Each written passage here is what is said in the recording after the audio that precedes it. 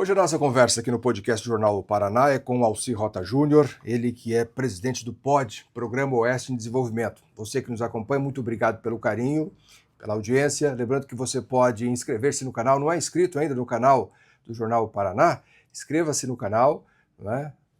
Acione o sininho, pode encaminhar essa entrevista também para as pessoas que você entende que de repente vai gostar desse assunto, desse tema, um tema bem interessante. E você pode nos acompanhar também do jornal O Paraná Online, ou paraná.com.br, no jornal impresso. Pode fazer assinatura lá, entre em contato. Pode ser um assinante também do Jornal Paraná. As redes sociais, Instagram, Facebook, enfim, nos acompanhem. São muitas as informações de Cascavel, da região, do Paraná e do Brasil.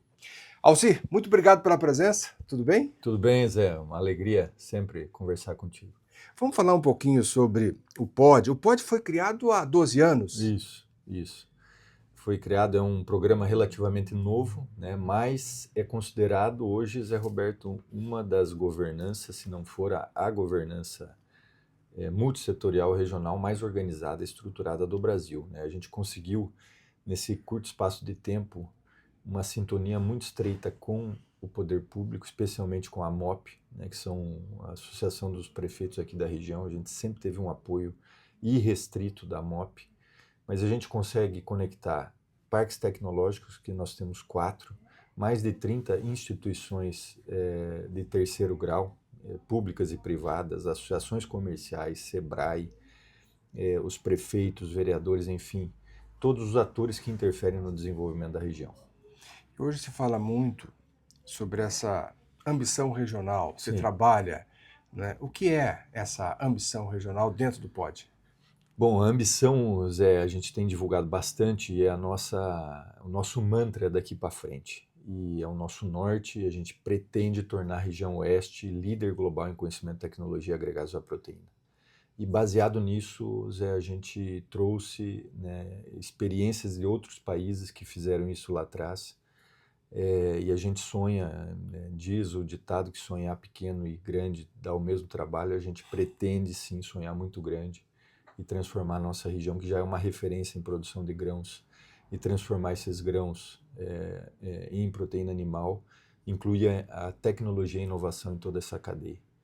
A gente percebe, Alci, que muitos assuntos são discutidos aqui em Cascavel e a gente está falando de Brasil, né? Tem coisas que nós estamos discutindo aqui e nem é puxando o passado para o lado da nossa Sim. sardinha, que não é discutido ou não tem a mesma intensidade em outros pontos, inclusive centros maiores, capitais, não é? Talvez nós poderíamos até ser suspeitos em dizer isso, mas o que o POD tem de diferente quando busca informações tecnológicas, outras informações lá nos Estados Unidos, em Israel, em outras partes do mundo, e tem trazido para cá, e já há exemplos, inclusive, de situações colocadas aqui que estão servindo para atender o Brasil inteiro. Sem dúvida, Zé, esse é o diferencial do POD, né? E você citou aí experiências internacionais, a gente teve há 3 anos atrás em Israel, que é um país que tem muitas semelhanças com o oeste do Paraná. Ele tem o mesmo tamanho do oeste, 22 mil quilômetros quadrados, e mais ou menos a mesma idade dos municípios, 70, 80 anos, né? O território de Israel tem 77 anos. Mas qual que é a diferença de Israel para o oeste do Paraná, apesar dessas semelhanças? Eles têm 31 vezes o PIB do oeste do Paraná. E sendo que 60% do território deles é totalmente improdutivo, que é o deserto do Negev. Superpopuloso, tem quase 10 milhões de habitantes, quase a população do Paraná inteiro, no território do oeste. Água dessalinizada, não tem água doce, potável. Inimigos em todas as fronteiras, e eles conseguiram, o que eles fizeram? Eles investiram em educação lá atrás. E hoje se tornaram uma das grandes potências, ou a maior potência de inovação do mundo. Outro caso que a gente sempre cita é Singapura, que há 50 anos atrás estava em total pobreza, né? Singapura tem o tamanho do território da cidade de Foz do Iguaçu e tem PIB quase 7 vezes maior do que o oeste inteiro. Também investiu em educação lá atrás, hoje virou um polo referência em logística, portuária e financeira da Ásia. Então, Zé, o que a gente está trazendo? A gente está trazendo essas experiências que deram certo, e a gente sempre fala que a educação, né, ela liberta e transforma. É difícil investir? É difícil. É demorado, mas a gente tem a plena ciência que estamos no caminho certo e dando esse primeiro passo, que não vai ser de imediato que a gente vai colher os frutos, mas a gente tem a plena ciência que estamos no caminho certo. A gente vê aí um choque cultural, tem uma série de situações que nos distanciam, não é? De repente o modelo pronto lá não serve para ser colocado em prática aqui, mas dá para adaptar, dá para direcionar e Isso. projetar, e encaminhar, se não agora, como você falou, de forma gradativa, mais à frente. Eu conectei, Zé, só para explicar e contextualizar, para a gente atingir a nossa missão, necessariamente nós vamos ter que trabalhar a educação. Né? Até o Jadson, que é coordenador da Câmara de Educação do POD, ele cita: o Brasil é a 11ª economia do mundo, e no ranking de educação ele está em 52º lugar. Então tem algo desequilibrado. Não tem como ser a 11ª potência econômica e estar tão descolado no ranking da educação. E a gente tem índices da ONU que você melhorando a educação, automaticamente você melhora o PIB. Isso é automático, é natural. Então, quando a gente fala de ser referência em tecnologia e conhecimento, necessariamente nós temos que mexer na educação. E eu sempre falo que não é de forma alguma criticar a educação pública do Oeste do Paraná, porque nós temos aqui casos de prefeitos fantásticos que fazem um trabalho incrível na educação. Mas é o que eu sempre falo, é melhorar o que já é bom. Nós precisamos e vamos fazer algo diferente aqui na área da educação e temos o apoio da MOP. Né? A gente já está vendo com o Bioparque também, que tem um histórico na educação, o seu Luiz, que é o fundador do Bioparque, ele tem realmente uma afinidade com a educação e a gente entende que pode ser útil para os municípios aqui do Oeste. Outros municípios já estão tratando com outros consultores e consultorias também. Né? A gente tem muitos casos interessantíssimos aqui na região. Então, o POD, eu sempre falo que ele é um grande catalisador de demandas. Né? Tudo que interfere no desenvolvimento da região é trazido para as câmaras técnicas e a gente tenta trazer soluções. E a gente fala da ambidestria, que é tratar desses problemas atuais, que é empregabilidade, infraestrutura, educação, energia, sanidade e assim por diante, são 8. E também a ambidestria, então, a curto prazo e a longo prazo, a nossa ambição regional. A gente precisa pensar assim, trabalhar. Foram assim que outras nações venceram e superaram os obstáculos. Mas quando fala do Brasil, e não é querer ser pessimista, a gente não pode ser pessimista em hipótese alguma, e cada um tem que fazer a sua parte, né? Pode estar de parabéns, vocês têm lutado. Mas os governantes, dizem algumas pessoas, não têm interesse. Vocês estão pensando mais em política partidária. Hoje nós esse ano vivemos um período eleitoral. As pessoas estão mais preocupadas em ganhar a eleição, a qualquer custo, a qualquer jeito. Alguns dizem o seguinte: tá, mas se a gente não chegar até lá, como é que a gente vai fazer? Então, primeiro a gente tem que pensar em ganhar a eleição. Parece que as pessoas estão um pouco preocupadas com isso, na verdade, né? Aí tem um outro discurso, uma outra fala. Não, o povo tem que continuar ignorante, né? O pessoal, para continuar sendo massa de manobra, seja desse ou daquele grupo. Se as pessoas ficarem inteligentes, se as pessoas se redescobrirem, ou se as pessoas encontrarem um caminho, aí como é que a gente vai trabalhar essa massa de manobra? Como que vai fazer essa manipulação? Claro, não podemos pensar assim, senão todo mundo vai parar, não é? Como é que você vê esses pensamentos e isso, na realidade, em alguns momentos também, sem dúvida, né? Zé, não é uma tarefa fácil, mas eu fico muito confortável em dizer que a experiência de Sobral nos clareou muito, porque o consultor Júlio, ele chegou em 2001 em Sobral e 90% dos alunos do 1 ao 9º ano não conseguiam ler e interpretar uma frase. E eles investiam 29% do orçamento do município na educação. Em 2019, quando ele saiu, ele mudou para primeiro lugar, melhor IDEB do Brasil, o Zé, e reduziu os investimentos de 29 para 25, que é o limite estabelecido em lei. Então, o que ele sempre fala, não é investir mais dinheiro, é gestão. E quando a gente interpreta isso, para nós é um prato cheio, porque a gente sabe que é possível fazer. Com relação aos governantes, Zé, a gente tem na região oeste 6 governanças locais, que é Codesc, Codefós, Codemed em Medianeira, Prodesg em Guaíra, Codet em Toledo e Codemar em Marechal. E esses conselhos, eles participam do Conselho de Administração do POD.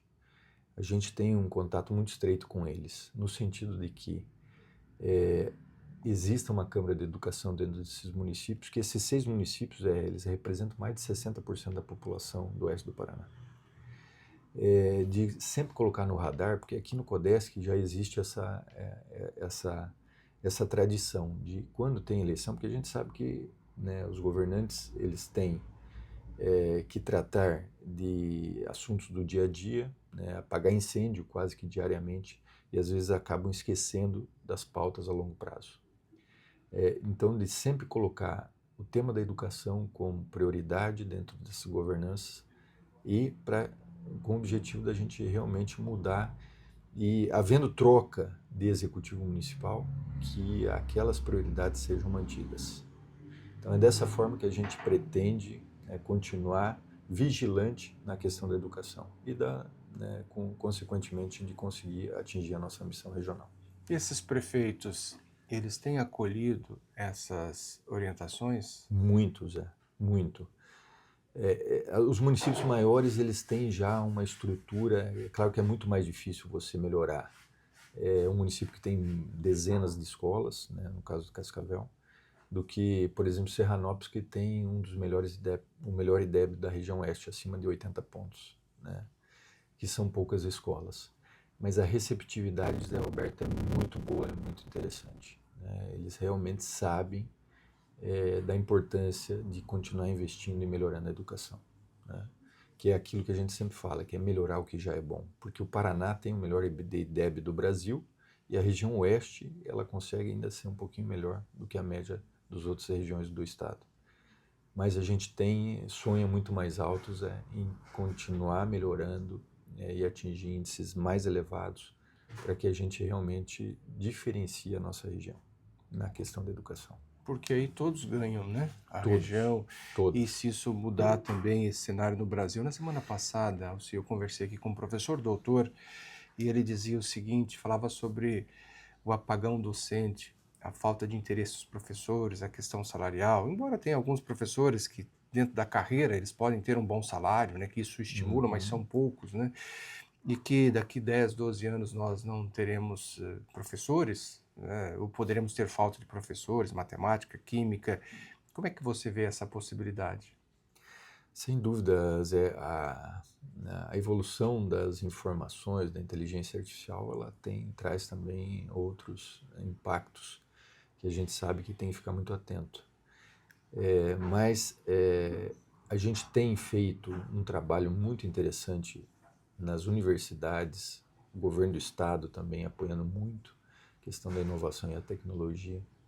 E o apagão de docente é uma preocupação, sim. Eu acho que não só aqui, mas em todo o mundo. Uhum. E a gente precisa ficar atento, fazer com que a profissão continue sendo, né, atrativa, para que as novas gerações não percam interesse.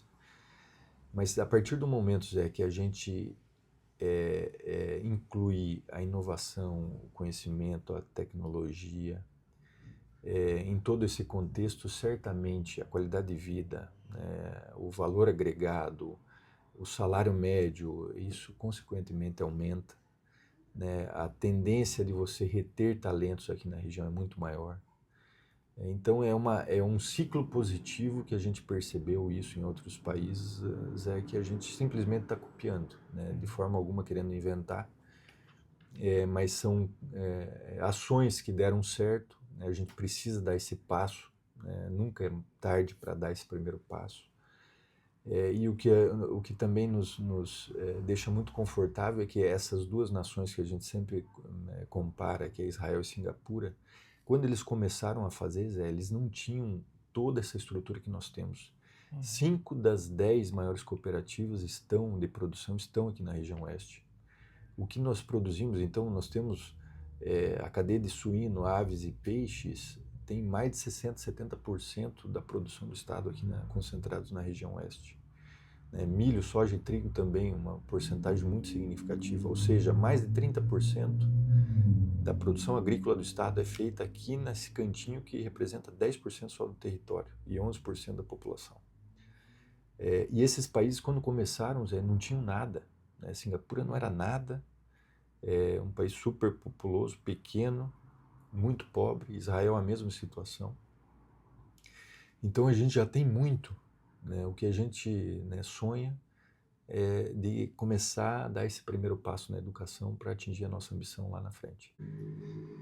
E a gente já pode dizer que é um assunto que hoje já está bastante difundido, divulgado, né? E a gente segue aí na evangelização aí dessa nossa missão a longo prazo, né? Até 2040 a gente estabeleceu até um prazo, a gente ser uma referência, né? Atrair empresas de tecnologia e inovação. Nós temos uma Câmara Técnica de Máquinas e Implementos Agrícolas, então o que a gente sempre fala? Em 2030, a tendência é de estimular países para que produzam mais alimentos, né? Isso é uma tendência mundial.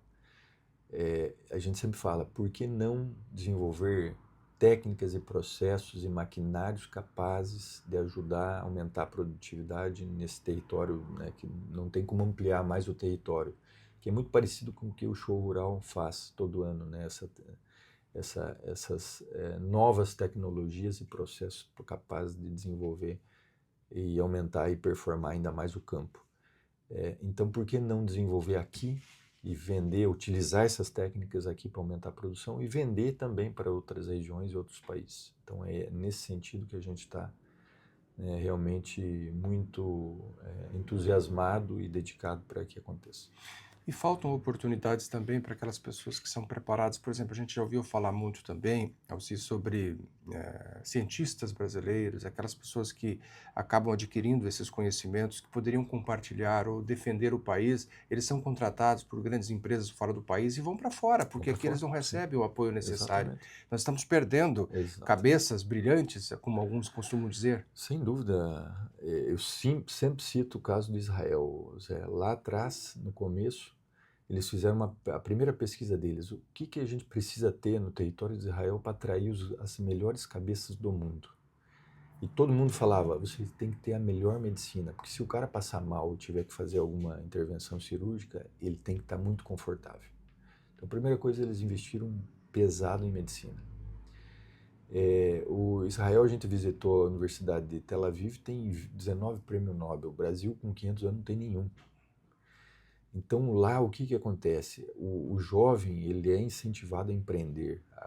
Durante a faculdade, ou ele tem que desenvolver um produto que seja capaz e útil para a população, ou criar uma startup.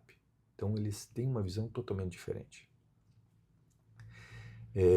Pouco trabalho científico, paper, não que isso seja ruim, mas a gente vê que na prática eles incentivam muito, não só na teoria, mas na prática, de desenvolver produtos que sejam úteis. E a gente visitou vários, a gente visitou uma empresa que ela produz água a partir do ar.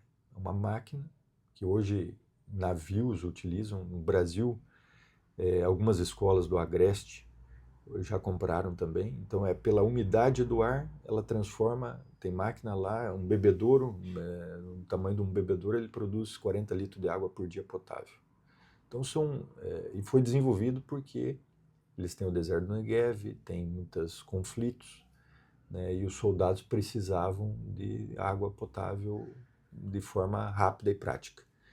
Então, tudo isso é estimulado dentro da universidade, das escolas, e muito bem, é uma cadeia muito bem, né, estruturada, remunerada, que acaba retendo e atraindo boas cabeças para aquela região. E é nesse sentido que a gente precisa caminhar. Fazendo um contraponto e aproveitando essa sua capacidade e o seu conhecimento, a gente vê também interesses comerciais, interesses financeiros, indústrias. Muitas vezes se tem algo que é importante, que pode desencadear uma série de pontos positivos, mas aquilo é freado por interesses econômicos no Brasil, no mundo. Sim. A gente vê o petróleo, quando fala sobre eletricidade ou o carro elétrico e tal. Como é que você vê essa situação também circunstancial de travar o desenvolvimento por interesses econômicos ou interesses de grandes grupos? Bom, Zé, isso eu acho que já está uma prática, infelizmente, enraizada, não só no Brasil, mas no mundo, né? Os grandes lobbies, né, das indústrias. É uma barreira que tem que ser rompida, mas a gente sabe que alguns países estão muito à frente porque realmente investiram em outros segmentos. Eu acredito que a indústria, né, petroleira, automobilística ainda, né, vai ditar as regras ainda por um bom tempo.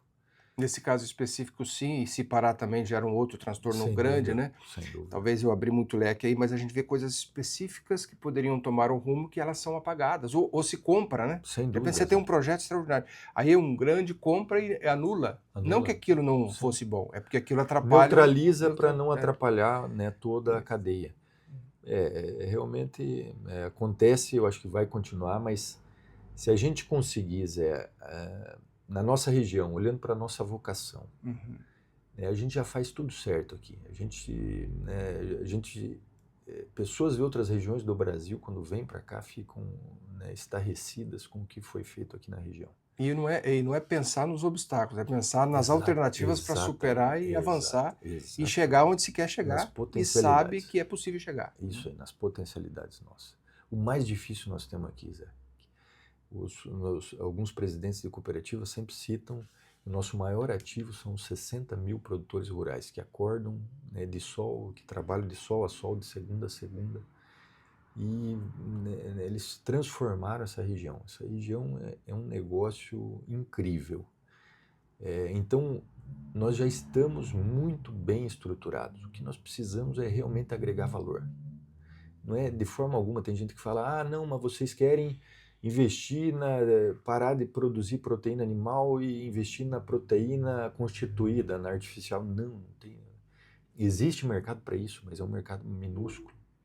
E nada impede de fazer aqui também. Israel faz. A gente visitou uma Stakeholders Foods, que é uma indústria de proteína de carne impressa em 3D, com sabor, com textura, né? Você dificilmente vai conseguir diferenciar uma carne in natura, uma carne real da carne impressa, artificial, constituída. Mas não é mudar de forma alguma o que é feito aqui. A gente já é uma referência no agro, mas é trazer e agregar ainda mais valor, né, em todo esse complexo. Agora a gente vive um processo de mudança, são ciclos, né? Nos últimos anos, nas últimas décadas, muita coisa mudou, não é? Se você é empresário, profissões deixando de existir, Sim, não é? Novas profissões surgindo, principalmente relacionadas aí às tecnologias e tal. Aí a gente fala sobre a educação, né? Que tem a qualificação da mão de obra. Hoje tem muitas pessoas que não têm muita qualificação, mas têm algum espaço no mercado sim, de trabalho, né? sim. Se essas pessoas se qualificarem ou buscarem outros horizontes, de repente aqueles espaços que precisariam ser preenchidos acabam ficando ociosos, não é? Como buscar esse equilíbrio? Bom, Zé, eu acho que vai haver necessariamente uma revisão, uma revitalização da educação, das profissões, dos cursos. A gente precisa atualizar isso. Muita coisa vai mudar, né? A tecnologia ela vem para ajudar, mas ao mesmo tempo nos preocupa porque realmente muitas profissões vão acabar. A gente vê a intensificação de engenharias ao redor do mundo, em países desenvolvidos. De novo, em Israel, a gente viu engenharia da medicina. Então, a gente visitou a Technion, que foi fundada pelo Albert Einstein. Desenvolveram o stent, que é a molinha que salvou muita gente. E que agora, né, informações da universidade, que eles recebem de royalties pela invenção 700 milhões de dólares por ano, e esses recursos estão sendo investidos 100% na tentativa da cura do Alzheimer, porque no entendimento dos judeus, eles trouxeram longevidade às pessoas, porém aumentou o índice de Alzheimer. Então parou de morrer por questões cardíacas, mas aumentou os índices de morte por Alzheimer.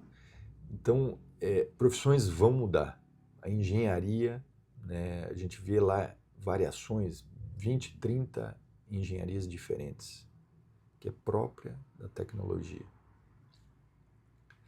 E nós vamos ter que se adaptar, né, e encarar essa nova realidade. Né, mas realmente preocupa, né, porque muitas profissões vão realmente desaparecer.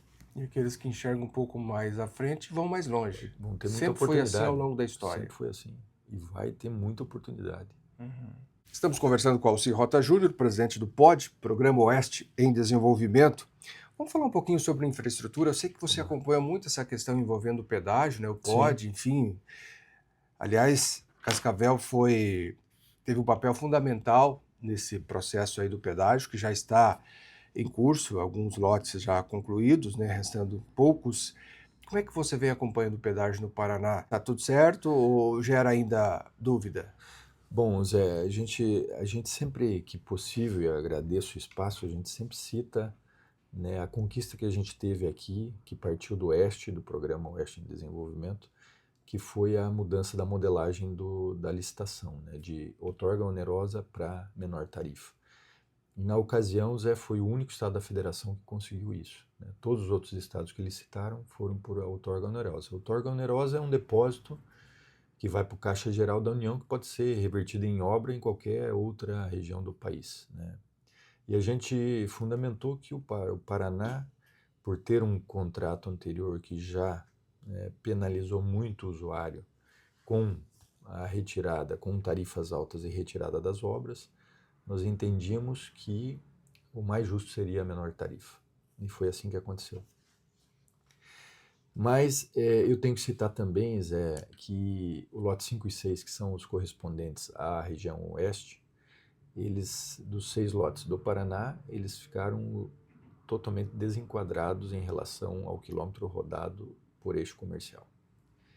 De 50% a 60% mais caro. Então, como resolver isso? Né? A gente começa a ventilar a alternativa de recursos públicos, ou estadual ou federal, né, entrarem em obra nesses 2 lotes, não suprimir obra de forma alguma, mas bancar algumas obras para entrar como desconto e nivelar o preço, trazendo justiça a todas as regiões do Paraná. Então, por uma série de questões, o lote então 5 e 6, o lote 6 especialmente, que é o da 277, que é de Foz até o Relógio, de Cascavel até Pato Branco, teve só um interessado, né, e praticamente 0,08% de desconto. Então, praticamente zero de desconto, o que realmente encareceu. E o lote 5, que é de Cascavel a Guaíra e Cascavel a Maringá, também está mais ou menos na mesma faixa. É uma preocupação porque estamos longe, né, dos portos, longe dos grandes centros, e a questão logística ela impacta muito, tanto na manutenção das empresas da região, quanto na atratividade de novos investidores. Então a gente está muito preocupado e atento a isso. Temos que também sempre citar que após as obras concluídas de duplicação tem o degrau tarifário, que vai acrescentar em média 40% no valor da tarifa para o usuário. Temos algumas, né, novidades, como o Free Flow, que é um avanço, né, que é os pórticos ao invés das cancelas físicas. A gente sabe e interpreta que somente através do pedágio, do usuário pagando, que a gente vai conseguir melhorar a nossa infraestrutura. A gente sabe que o poder público estadual e federal não tem recursos para fazerem essas importantes obras. Mas a gente só vai conseguir, Zé, infelizmente, tarifas como São Paulo e Santa Catarina, que são tarifas em rodovias com pistas duplicadas e tarifa baixa, só na próxima licitação daqui a 30 anos, né, quando for licitado somente para manutenção, só para OPEX e não CAPEX. Não, em tese, as obras estarão todas prontas e aí entra uma empresa só para manutenção. Aí nós vamos ter fluxo alto e tarifa baixa. Né? Mas vai demorar ainda, porque nós vamos ter que fazer toda a infraestrutura. Tem pessoas que questionam ainda e demonstram preocupação. Claro que esse contrato é diferente do anterior, né? Porque a gente está projetando as obras, e as obras, ninguém tem dúvida, as obras vão sair, né? Sim, Elas irão acontecer, né?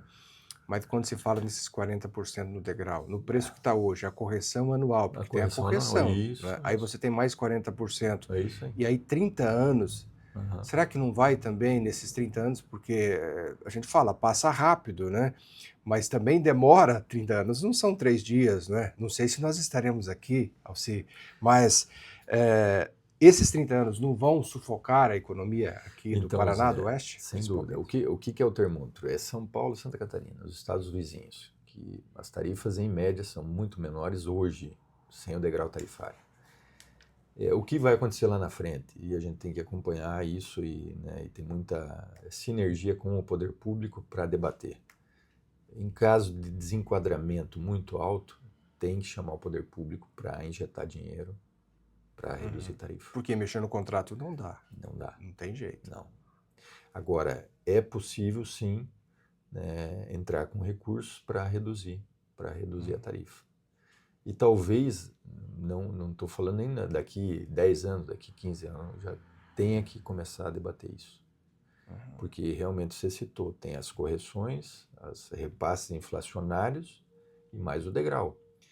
Porque o degrau é assim, o ano 1 e 2 é licenciamento ambiental e projetos. A partir do ano 3, ou se o licenciamento for rápido, a partir do ano 2 já começam obras.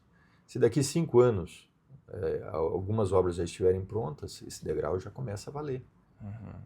Daqui 10 anos, com 40% de degrau e mais os repasses inflacionários, que preço vai estar esse pedágio? Hoje, se o pedágio fosse R$20, por exemplo, você coloca 40%. 28. 28, né? 28, mais 5% de inflação, né, já beira 30 reais.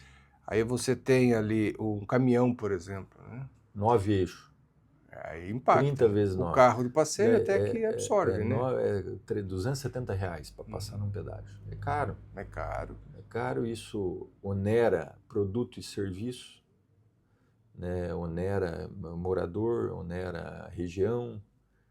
É um custo que é importante, nós precisamos melhorar.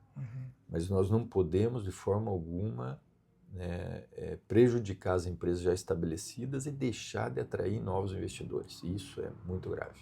Eu falei de carro de passeio, mas um representante comercial que está todo dia passando pelo pedágio, vai e volta. Né? Sem dúvida. Ou quem vai a Toledo e volta. Essa questão também do free flow está funcionando? Sim. Ele, até na última reunião, o Danilo, eu e o Danilo, nós fazemos parte da comissão tripartite do lote 6 e eu acho que vão fazer parte do lote 5 também. Né? O Danilo até intensificou a necessidade de trazer mais informação para o usuário. Mas ele funciona, não tem aquela barreira física, você passa pelo portal, daqui até Pato Branco são 3 portais, daqui a Guaíra vão ser 2, então você passa pelo portal nessas áreas novas, né, onde já tinha pedágio vai continuar com uma barreira física. E aí tem o uso também, o uso recorrente, que entra com desconto, que também é uma inovação. Mas ele está funcionando, só que tem o condutor, o usuário, ele tem que ficar atento ao pagamento. Né? Se ele tiver a tagzinha, vem o débito em conta ou o pagamento na tag, senão no licenciamento do carro você tem que entrar na placa, né, no aplicativo do Detran na placa e pagar. Se eu não me engano, o prazo é de 15 dias, se eu não me engano, que 2 vezes por mês você tem que entrar e pagar. Porque se não ficar atento, descuidar, ou às vezes até uma falha do próprio sistema, porque parece que sempre tem jeito de prejudicar mais o contribuinte, né? Exatamente. Aí vai impactando, né?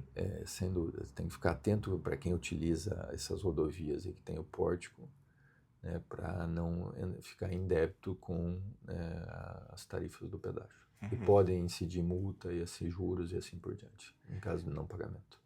Você falava sobre o contrato, tem aquela questão da insegurança jurídica ou da segurança jurídica, quer dizer, o outro contrato, o trabalho que deu, quer dizer, não conseguiu ser desatado, né? Nada. Chegou até o final. Sim. Então esse também, né? Quem sabe lá na frente a própria empresa poderia ter uma consciência através da justiça de que poderia mudar alguma coisa porque já teria lucrado muito, mas não teria essa obrigação, né? Em razão do Não. contrato ser sempre muito bem amarrado e tem que ser, É, né? e eu até lembrei agora, Zé, que das audiências, teve audiências públicas sobre pedágio antes da licitação e numa delas, eu participei de algumas, eu sempre citava a questão o regime tributário especial, que agora com a reforma tributária, né, muda um pouquinho, mas era aprovar uma lei no Congresso para extinguir todos os tributos municipais, federais e estaduais de todo o complexo do pedágio.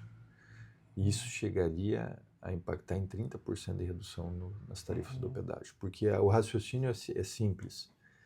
Já que a União e o Estado não vão bancar essas obras e a manutenção, que pelo menos libere, que abra mão dos impostos.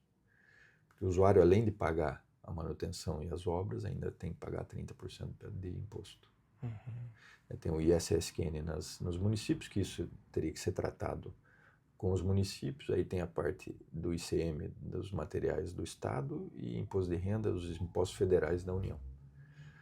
Isso a gente também sempre debateu e defendeu, né? E a gente vai continuar também insistindo nessa isenção dos impostos para baratear o preço da tarifa. É bem interessante. E tinha que ser o prazo de 30 anos. 20 anos aí não era interessante para a empresa. Ficaria, tem o payback, né? Então, em 20 anos, possivelmente ficaria muito mais caro, porque ele Sim. teria que recuperar esse dinheiro em 10 anos a menos. Então, a forma de fazer as obras e não impactar tanto no bolso do usuário foi em diluir em 30 anos. E mesmo assim ficou meio salgado.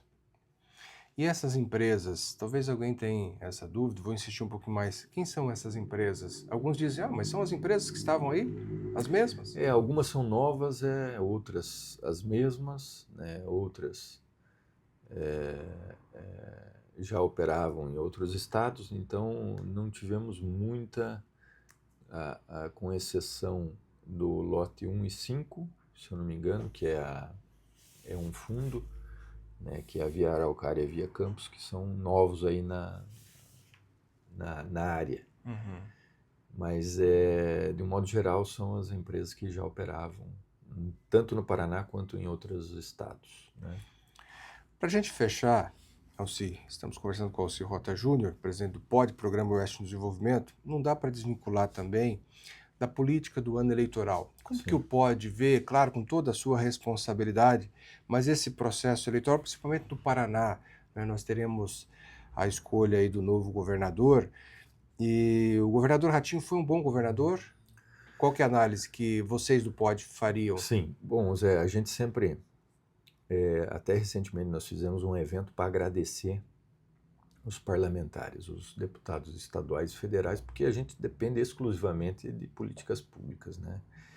E eu sempre falo que o sucesso do POD é essa afinidade, essa sintonia e esse bom relacionamento com o poder público, porque tudo passa pela política e as entidades sozinhas, elas não fazem absolutamente nada, né? Então, nós fizemos questão de fazer um evento exatamente para agradecer, porque a gente sempre fala, nós somos bons para cobrar, né? Sempre cobrando, mas às vezes a gente acaba esquecendo de agradecer e fizemos esse evento. Independente de quem ganhar, Zé, a gente realmente tem que sentar no primeiro dia, né, e ficar muito próximo, porque a gente só vai avançar, né, se tiver realmente do lado dos nossos representantes democraticamente eleitos. Para a região, Zé, a gente teve muitos avanços no governo do estado. Eu sempre cito a questão dos investimentos nas áreas das universidades. A Fundação Araucária teve os projetos NAP, avanços muito significativos. Hoje, todas as câmaras técnicas, a grande maioria delas nós temos professores ligados ao Estado, com convênios da Fundação Araucária, para nos ajudar a trazer essas soluções. Então a gente teve avanços muito significativos, né? E a gente espera que o próximo governador e os próximos deputados e senadores também sigam, né, nos ajudando, né? E a gente vai fazer de tudo para trabalhar junto. Ao longo de toda a história, naturalmente, cada governador deu lá sua parcela, né? Sem Contribuiu dúvida. de alguma forma. Eu acho que a gente tem que pensar grande, tem que pensar assim. Mas há alguns que se preocupam. O Moro lidera as pesquisas. Se o Moro vencer, como que vai ser o Paraná? Se o Requião vencer, ele está aí do lado da esquerda. Nós vivemos um Sim, estado eminentemente de direita, ou pelo sim, menos com um pensamento de liberdade econômica muito maior, né, do que aquela distribuição que ingessa o país, né, o país, falando do Brasil, que tem um governo de esquerda, há sempre essa preocupação, né, e aqui é o espaço sempre democrático, a gente sem ouve dúvida. todas as linhas de pensamento. Isso lhe preocupa, por exemplo, uma vitória do Moro ou uma vitória do Requião? Olha, Zé, a gente tem, no Paraná, a gente considera um estado conservador, Lembrando né? que o Moro é de direita, Sim, né? é de Mas talvez direita, sim. faltaria, na opinião de alguns, a experiência de gestão, Sim, né? sem dúvida. Mas também não dá para dizer isso, né? Sim, Quem sabe chega lá e pode sem fazer um bom dúvida. trabalho. Sem dúvida. A gente, Zé, repetindo, a gente sempre espera, né, que quem vença, independente de partido, de ideologia, né, que entenda que o setor produtivo é a mola que sustenta toda a cadeia pública, né, do sistema público. Se a gente tiver, né, uma iniciativa privada, um setor produtivo estruturado e forte, consequentemente nós vamos ter um Estado forte. A gente sempre fala que o Estado ele tem que ser do tamanho da riqueza que ele produz, né? Não adianta ter um Estado muito grande, né, com o poder, o setor produtivo pequeno, né, acuado. O que a gente espera realmente é que haja, né, continua acontecendo esse diálogo, essa sintonia, porque, falando aqui do Oeste, a gente tem muito claro isso, nós estamos para ajudar, né, independente de quem vença, a gente vai estar no primeiro dia já disposto a conversar, né, trazer as prioridades, levar as demandas e juntos, claro, continuar avançando. E além desses dois nomes que eu citei, que inclusive já conversaram conosco aqui no podcast, nós temos o Sandro Alex, né, que é o Sim, que é candidato o do candidato governador, da né, da situação. situação, e o próprio Rafael Greca, que está aí Sim, brigando também para conseguir o espaço. sem dúvida. São nomes, todos eles, né, Zé, se a gente analisar, todos eles, né, capazes de liderar o nosso Estado. O governador com uma aprovação aí, né, recorde. Sempre esse dilema, né, será que vai conseguir transferir, né, toda essa aprovação ao seu candidato? O Moro também, né, sempre liderando as pesquisas, independente, o próprio Greca, né, o Requião Filho, muito bem nas pesquisas, crescendo, né, um pouquinho a cada pesquisa. Mas a gente realmente, Zé, a gente espera, né, que a pessoa entre e realmente tenha a disposição de seguir avançando, né? O Paraná hoje já é o quarto estado mais importante, né, no Brasil, né, superou o Rio É a Grande do quarta Sul, quarta economia, economia do e com um Brasil. crescimento extraordinário nesses quase 8 anos, né? Você vê o PIB, por exemplo, que era de 440 bilhões em 2019, Exatamente. passa de 800 bilhões, quer dizer, o Paraná quase que dobrou o seu tamanho econômico, né? A sua força econômica, é algo que até então não havia Sem sido dúvida, visto nessa proporção, né? sem dúvida. Os deputados, a gente fez uma análise também, deputado federal nos preocupa um pouquinho com a redução né, da disposição de reeleição aqui, especialmente aqui da região oeste, né? E a gente precisa, né, de bons representantes, não só numerosos, mas de muita qualidade. A gente sabe que tem muitos deputados que estão saindo, que não vão mais concorrer, que certamente vai fazer falta para a representação aqui da nossa região. E no âmbito nacional, a direita batendo um pouco de cabeça. Alguns já dizem, né, Lula mais 4 anos, vai ser difícil Sim. tirar do Lula. Mais 4 anos do Lula, o que pode representar, na sua opinião? Olha, Zé, o que nos preocupa é o poder de compra das pessoas, né? Tem a questão aí da escala 6x1, que a gente até... Mas já não vai dar mais tempo, né? eu acho que não Agora vai dar mais. para o período antes da eleição. Mas a gente sempre cita isso como uma preocupação, porque países já discutiram isso, mas só que países que já cumpriram uma série de agendas, né, como infraestrutura, como custo do dinheiro, como produtividade, educação e uma série de outros pontos. O Brasil ele precisa avançar em muitos outros pontos para depois debater, e eu acho que é justo, sim, melhorar a qualidade de vida do trabalhador, mas não da forma que está sendo conduzida. Então a gente pediu mais prazo, né, tanto para deputados, apesar Pela Câmara passou, Assembleia, né? pela Câmara passou Câmara dos tranquilamente. Deputados, aí está no Senado, mas agora não dá tempo, período recesso, Sim. e aí a coisa vai, Mas parece mesmo que não assim, vai o ano sair. que vem tem que ter muita responsabilidade para tratar desse assunto. Porque o que a gente pondera?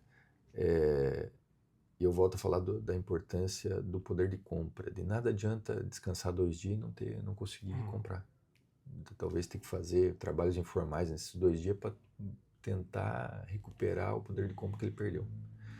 Porque o impacto desse aumento de 10% na folha de pagamento, ele é em cascata. Ele impacta de 2 a 3% no produtor rural, 2 a 3% na indústria, 2 a 3% no varejo, e na distribuição, e 2 a 3% no varejo. Estamos falando de 12% de aumento em uma inflação de um dia para o outro. E isso impacta demais, né? Quando a gente fala de serviço também, o impacto é direto. E não só as empresas, né? Quando a gente fala sobre esse impacto, inclusive especialistas têm afirmado isso, que pode passar de 500 bilhões de reais. Né? Isso é ruim para o trabalhador. Esse trabalhador que hoje acha que está sendo beneficiado, ele pode estar sendo prejudicado. Os municípios serão prejudicados, quer dizer, não é só o setor privado. A nossa região que não consegue cobrir as vagas em abertos vai diminuir a produção. Quando a gente pega uma cooperativa que emprega aqui 28 mil funcionários, como é que ele vai, de um dia para o outro, contratar 2.800 funcionários para produzir a mesma coisa? Não acha. Vai reduzir a integração no produtor rural, que vai diminuir a receita dele. Talvez o filho vai ter que sair para outra região para procurar outra coisa para fazer. Vai diminuir o faturamento dessas indústrias e assim por diante. É uma cadeia negativa. Então nós temos que debater isso, mas depois que cumprir uma série de outras questões que ainda a gente engatinha. Por isso que as eleições elas são importantes e o voto é fundamental, né? Se alguém defende uma mudança lá na ponta, né, no presidente da República, e se isso não ocorrer, você tem o Senado, você tem a Câmara dos Deputados, que podem dar esse equilíbrio, né?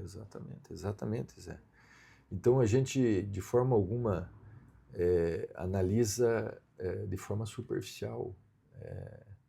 Nós temos que conversar especialmente com o trabalhador.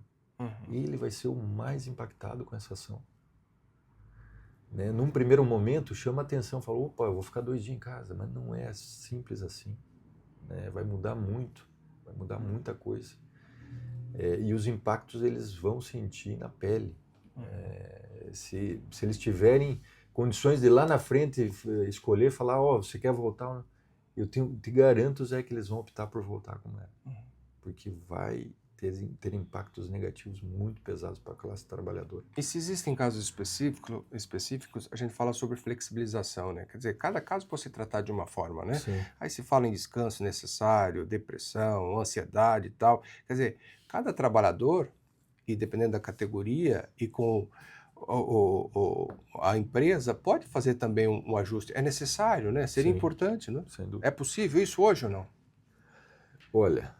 Não é, né? Tão simples. Está engessado o sistema. Está engessado. Zé, e voltando à esfera federal, o que a gente precisa? A gente precisa, que o Estado reveja o tamanho dele, para que a Selic reduza, para que investidores voltem a acreditar em investir. Aliás, isso é o fim da escala 6x1, vai impactar na inflação. Muito. Quando você fala da inflação, os juros não caem. Não né? caem. Porque ele está ali para regular. Então, É quer dizer, hoje nós estamos com 14,25 a Selic ao ano, dependendo dessa medida, né, que poderia, quem sabe, entrar em vigor no ano que vem, se não aprovado esse ano, no ano que vem, permanecendo o mesmo governo.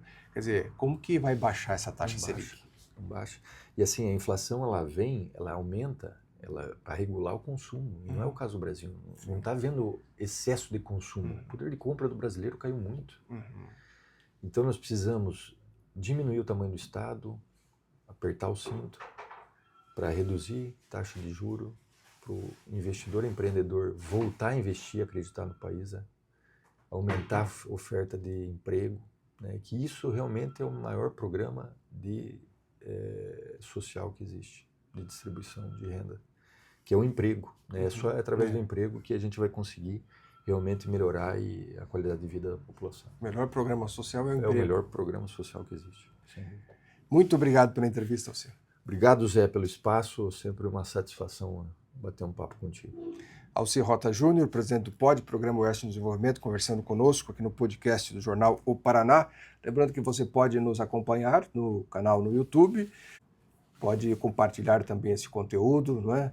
Seja um seguidor nas redes sociais, no Instagram, por exemplo, né? Vai lá no Instagram também, você vai observar ali alguns recortes desta entrevista, alguns pontos mais específicos. O Jornal Paraná, você pode acompanhar também as informações de Cascavel, do Paraná e do Brasil. Jornal Paraná impresso, tem um jornal online também, oparaná.com.br. Até o nosso próximo encontro.